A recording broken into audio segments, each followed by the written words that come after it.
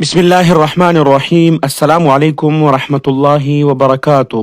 محترم سامعین، جیسے کہ آپ لوگوں کو معلوم ہے کہ شیر افضل مروت سے سوال کیا کہ مفتی تقی عثمانی صاحب نے اعلان جہاد کیا ہے تو پارلیمنٹ کے ارکان حصہ ڈالیں گے، تو اس کے جواب میں جو شیر افضل مروت نے بتایا وہ آپ لوگوں نے سن لیا ہوگا، اور جب تک یہ ویڈیو آپ لوگوں کو پہنچے گی تو اس وقت تک ہزاروں لاکھوں کروڑوں لوگوں نے اس ویڈیو کو دیکھا ہوگا۔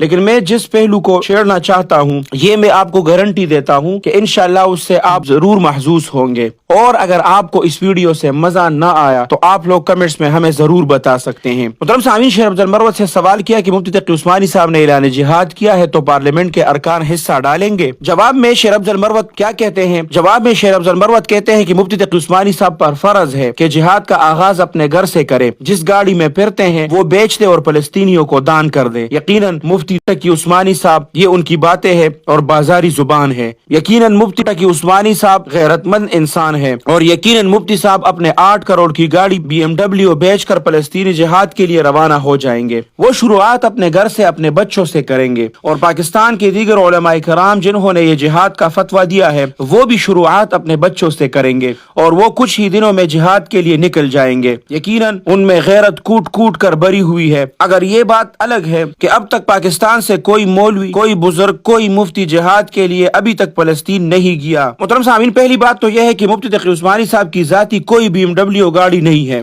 سوشل میڈیا پر جو تصاویر گردش کر رہی ہے وہ دراصل ان کے کسی میزبان کی طرف سے ان کو ریسیو کر کے اس سفر کی ہے۔ مفتی تقی عثمانی صاحب دامت برکاتہم العالیہ کا صہیونی مظالم کے خلاف واضح اور دو ٹوک موقف جہاں سیکولر ملحدین کے لیے ناقابل برداشت ہے، وہیں پر ان گولڈ سمتھ کے خاندان اور ان کے چیلوں اور وفاداروں کے لیے بھی پریشانی کا باعث بنا ہوا ہے۔ جیسے کہ آپ اس شیر افضل مروت کو لے لے، شہباز گل کو لے لے، فواد چودھری کو لے لے، اور سوشل میڈیا پر موجود ان کے حامیوں سمیت جو باتیں کل شیر افضل مروت نے کی، جس انداز میں مفتی تقی عثمانی صاحب دامت برکاتہم العالیہ پر طنز اور تشنیع کیا اور اس پر تیر برسائے، وہ یقیناً قابل مذمت ہے۔ لیکن ضرورت اس امر کی ہے کہ صہیونیت کے ان وظیفہ خوروں کو پہچانا جائے، پھر نہ کہنا کہ ہمیں خبر نہ ہوئی۔ محترم سامعین، اب جو میں بات آپ لوگوں سے کرنا چاہتا ہوں آپ لوگ بہت توجہ سے سنیں اور پھر کمنٹس میں اپنے رائے کا اظہار ضرور کریں۔ محترم سامعین، مفتی تقی عثمانی صاحب دامت برکاتہم العالیہ پر فرض ہے کہ جب کسی قوم کے جواب مرد دشمن سے ٹکرانے کے بجائے اپنے ہی محسنوں پر بھونکنا شروع کر دے تو سمجھ لے کہ وہ قوم فکری دیوالیہ کا شکار ہو چکی ہے۔ شیر افضل مروت جیسے افراد جب اپنے دل کی بڑاس امت کے معتبر اور معزز علماء پر نکالتے ہیں تو در حقیقت وہ اپنی علمی پسماندگی اور فکری دیوالیہ فن کا ثبوت دیتے ہیں۔ مفتی تقی عثمانی صاحب دامت برکاتہم العالیہ کوئی معمولی شخصیت نہیں ہے، وہ نصف صدی سے زیادہ عرصے سے امت مسلمہ کی علمی، فکری اور علمی رہنمائی کر رہے ہیں۔ ان کی تصنیفات، خدمات اور بین الاقوامی سطح پر اسلامی قانون میں ان کی مہارت کو دنیا تسلیم کرتی ہے۔ جب پوری دنیا کے علماء اور مفتیان ان سے رہنمائی لیتے ہیں تو ایک علاقائی سیاسی کارندہ ان پر زبان درازی کرے، یہ نہ صرف بد تہذیبی ہے بلکہ خود اپنی حیثیت کی نفی ہے۔ اب میں وضاحت کر دوں، ہر کسی کا اپنا کام ہوتا ہے۔ مفتی کا کام فتویٰ دینا، مجاہد کا کام ہے جہاد کرنا، اور کتے کا کام ہے بھونکنا۔ جب مفتی تقی عثمانی صاحب دامت برکاتہم العالیہ جیسے عالم ربانی، فقیہ العصر اور دین اسلام کے عظیم خادم کو اس انداز میں نشانہ بنایا جائے تو سمجھ لو کہ اب شیطان خود سوشل میڈیا پر شیر بن کر بھونک رہا ہے۔ شیر افضل مروت تو نہ شیر ہے، نہ افضل ہے، نہ مروت سے تیرا کوئی واسطہ ہے۔ تم نے جس انداز میں علماء حق پر حملہ کیا وہ تیری پستی، تیری فکری خباثت اور تیری بغیرتی کا اعلان ہے۔ مفتی تقی عثمانی صاحب دامت برکاتہم العالیہ کا کام فتویٰ دینا ہے۔ یہ وہ کام ہے جو تقوی،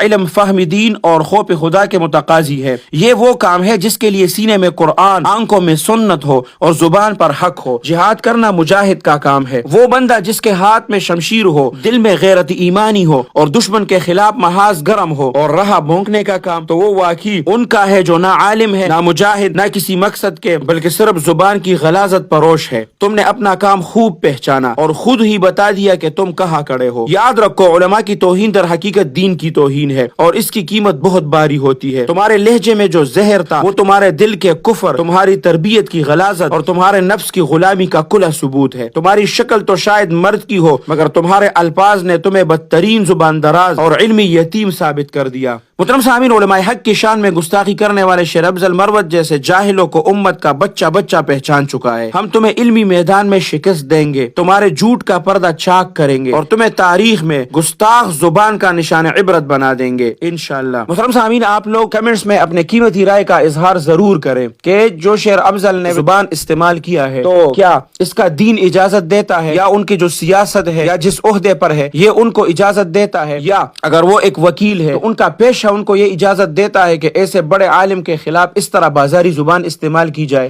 اور انہوں نے جو القابات کو غلط پڑھا ہے اور انہوں نے جو الفاظ استعمال کیے ہیں، ایسے شخص پر لعنت ہی بھیج سکتے ہیں۔ آپ لوگ بھی کمنٹس میں ان پر لعنت بھیجیں اور اس ویڈیو کو زیادہ سے زیادہ شیئر کریں تاکہ ان کو یہ پہنچ جائے۔ اللہ سبحانہ و تعالی مفتی تقی عثمانی صاحب دامت برکاتہم العالیہ کا سایہ ہمارے سروں پر تادیر قائم اور دائم رکھے۔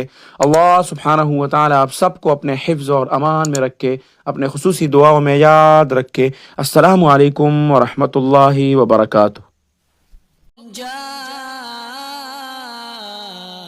الحق وزهق الباطل إن الباطل كان